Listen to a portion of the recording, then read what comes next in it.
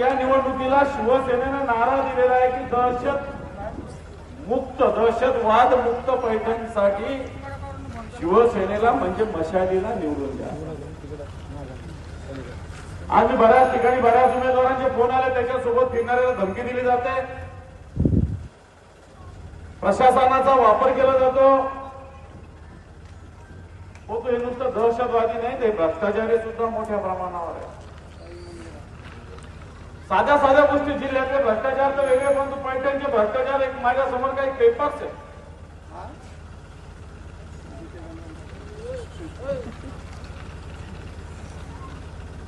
माझ्या समोर काही पेपर्स आहे। आता तुम्ही सगळे सुजाण नागरिक आहे, एखादी पाईपलाईन केली समजा, तर आपल्या घरातला पाईप आपण लावला रस्त्यावर कुठून तरी पाईपलाईन घेऊन, तर पाईपलाईनला जास्त खर्च येतो का दुरुस्तीला जास्त खर्च येतो? कोणाला माहिती आहे?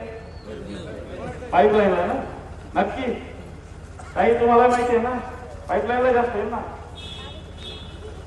इथं पाईपलाईनला आलेला 6 कोटी खर्च आणि त्याच्या दुरुस्तीला आले 11 कोटी रुपये। लक्षात आलं का? पाईपलाईनला 6 कोटी रुपये खर्च आणि त्याच्या दुरुस्तीला 11 कोटी खर्च। इथं अजबच आहे। 11 कोटी पाईपलाईनला लागते, दुरुस्ती 6 कोटी असते तर मी मान्य केलं असतं, परंतु जी पाईपलाईन आहे ती करायची त्याला 6 कोटी रुपये खर्च आणि ती दुरुस्ती करण्यासाठी 11 कोटी रुपये खर्च। अनेक गोष्टी या पैठण नगरपालिकेमध्ये, आज सीसीटीव्ही लावले म्हणे या पैठणमध्ये 4 कोटी रुपये खर्च केला। कुठे दिसतो इथं सीसीटीव्ही कॅमेरा? या सीसीटीव्ही मुळे कोणता गुन्हेगार पकडला, कोणत्या काही घटना, साफसफाईवर लक्ष सीसीटीव्ही कशासाठी लावत असतात? फक्त गुन्हेगारीसाठी लावत नसतात। सीसीटीव्ही काम फक्त पोलिसांचं नाही, लक्षात ठेवा, नाही तर आपला गैरसमज होता सीसीटीव्ही फक्त पोलिसांचे नाही। सीसीटीव्ही नगरपालिकेसाठी पाहिजे।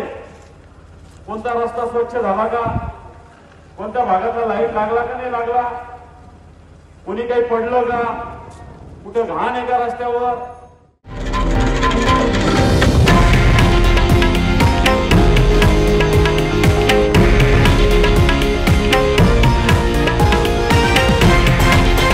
हे आहे देशातील नंबर 1 न्यूज नेटवर्क आणि आपण पाहत आहात TV9 मराठी, एकमेव।